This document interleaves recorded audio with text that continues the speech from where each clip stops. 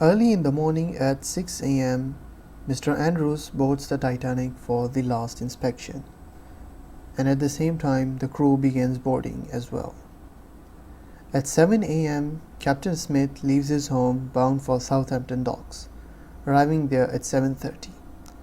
His job includes personally welcoming first-class passengers on board. It's a cold day and the sky is overcast with clouds as far as the eyes can see. Between 7:30 and 8 a.m., the blue ensign is raised at the Titanic's stern flagstaff.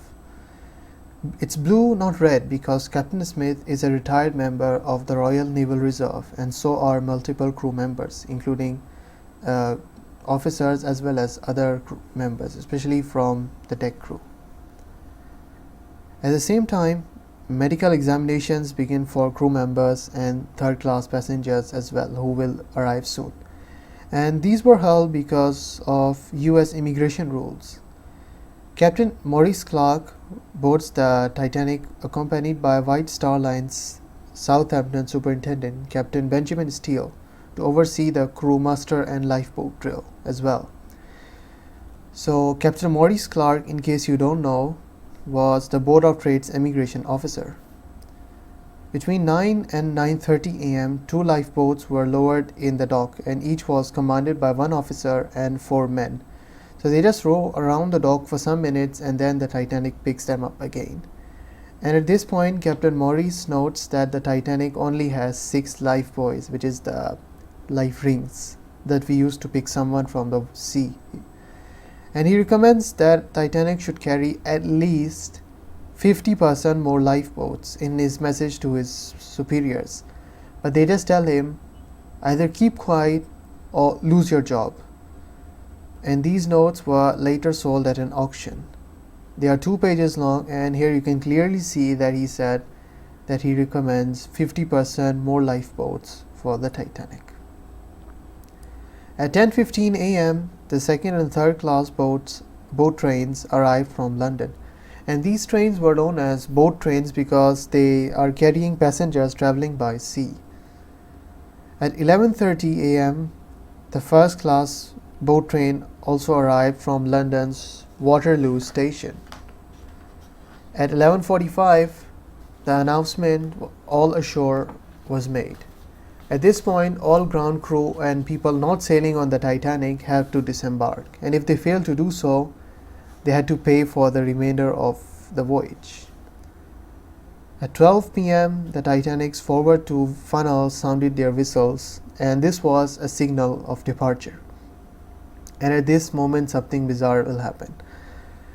A group of firemen had gone ashore to drink earlier, but now they just rushed back to their ship. However, what happened was that they saw a train coming towards them, and some of them decided to stop and let the train pass, while others decided to just cross the tracks. So those who managed to cross were allowed on board, but those who waited for the train to pass, they were turned away by Officer Moody, who actually saved their lives this way. And then another delay occurred when there was a straggler delivery boy who was still stuck on the ship, and he just made his way to the aft gangway so that he could disembark from the ship before it departed. We don't know the exact timing, but somewhere between 12 and 12:15 p.m., dock workers began casting off the Titanic's moorings, and the sailors on board the ship stowed them away. And then 6 tugboats began assisting the Titanic in pulling away from the dock. And you might not know this, but at this point, Titanic was not under the command of Captain Smith. So who was commanding it then? Well, harbor pilot George Boyer. Upon reaching a distance from the dock, the propellers were started, and then Captain Smith ordered the tugboats at Titanic's bow to give way. And then, when they reached a speed of nearly 6 knots, something bizarre happened.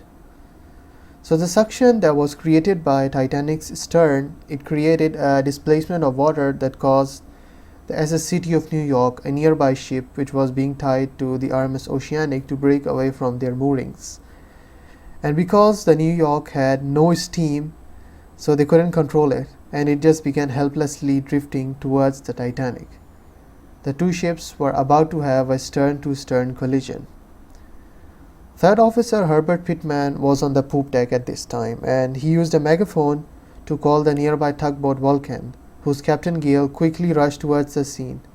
And then, assisted by the tugboat Neptune, they began pulling away New York at full steam. Witnesses saw that there was a lot of smoke coming out from the funnels of these two tugboats. And at this time, Captain Smith, who was still on the bridge, ordered the engines full astern and then stop. And the Titanic basically waited some time for the scene to clear up. This photograph taken by Father Francis Brown shows how close the two ships had come. And in case you don't realize it, the ship on the right is the New York. So here's an oversimplified diagram of the entire incident. What happened?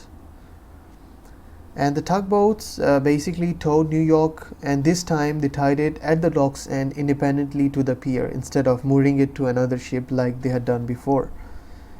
And in this photo you can see a tugboat towing New York away from the Titanic. Now here's a fun fact you might not actually know. There was an American second-class passenger named William Harbeck. He actually recorded the whole near collision on his camera. But unfortunately, they were both lost in the sinking, and while his body was recovered, the camera and the footage were never recovered. So we don't know if it's still there or not. Most likely it's gone. You might think Titanic could now already get underway, right? Well, no, because there was another problem still there. So a number of ground crew members had still failed to disembark upon the all ashore announcements, and now they were stuck on the ship. So tugboat Vulcan was called to pick them up from E deck, and once this was done, the Titanic set sail. Around 3:05 p.m. the Titanic arrived at Nab Lightship at the Isle of Wight. At this point, Father Francis Brown took photographs of the pilot cutter approaching the Titanic, and it's worth mentioning that some people claim that the pilot did not disembark here, but he continued on to Cherbourg, and that's because there was time delay in Southampton. However, there's actually a photograph taken by Father Brown which is actually proving these people wrong, because pilots usually stay on board only if the sea is rough and they cannot transfer to pilot boat. Otherwise, they just disembark. Here is a photograph from George Boyer's collection, and in the caption, George actually confirms that he disembarked at the Isle of Wight. He says in the caption, "Titanic dropped the Southampton pilot at Warner Lightship in the Isle of Wight." And then on the right hand side of picture is a caption he added 5 years later, where he mentions that the pilot cutter was blown up by a mine in 1917, killing all 6 crew members and 8 pilots. And for those of you who are curious, the sails of the pilot cutter actually mention the words IW1, which basically means Isle of Wight pilot boat number 1. Here are 2 photographs of the Titanic passing the Isle of Wight. And this photograph was taken right after Titanic dropped the pilot and had crossed the Isle of Wight. And you see that small thing on the right hand side, that's actually no man's land fort. Around the same time, the French flag was raised on the Titanic's foremast shortly afterwards, as she began moving towards her next stop across the channel, which was Cherbourg in France, some 66 nautical miles away. The speed was 20.2 knots. Now it's actually a maritime tradition that you fly the flag of country whose waters you're in during daylight. Once it's night, this flag will be lowered. And let's say if you don't fly this flag at daylight, it can actually be seen as offensive. Sometimes between 6:20 and 6:25 p.m. the Titanic arrived at Cherbourg harbor in France. But now there was a problem as well. So you see, this port did not have facilities for huge ships like the Olympic class ocean liners to dock. So the Titanic had to drop the anchor at breakwater. And then 2 small ships known as tenders basically acted as middlemen in transporting passengers and mail between the ship and shore. And many of Titanic's famous passengers actually boarded here at Cherbourg. The tenders were known as SS Traffic and Nomadic, and the latter still exists today. Nomadic carried first and second class passengers, whereas Traffic carried third class passengers and mail. 281 passengers embarked and 24 disembarked at Cherbourg. The Titanic already had 1,758 mail bags when it left Southampton, and a further 1,412 were loaded at Cherbourg. Now at this time, witnesses recall that the sea was choppy and it was actually making several passengers seasick. Here are some photographs of the Titanic taken both before and after the sunset. At 8:10 p.m., the tender's work was finished and they departed for shore, and it was dark by now. So the French ensign was lowered and the Titanic set sail for her next stop in Queenstown, Ireland, at a speed of 20.7 knots. The ship's clocks were set to 25 minutes behind GMT to adjust with Dublin Mean Time, which is followed in Queenstown. Thank you for watching.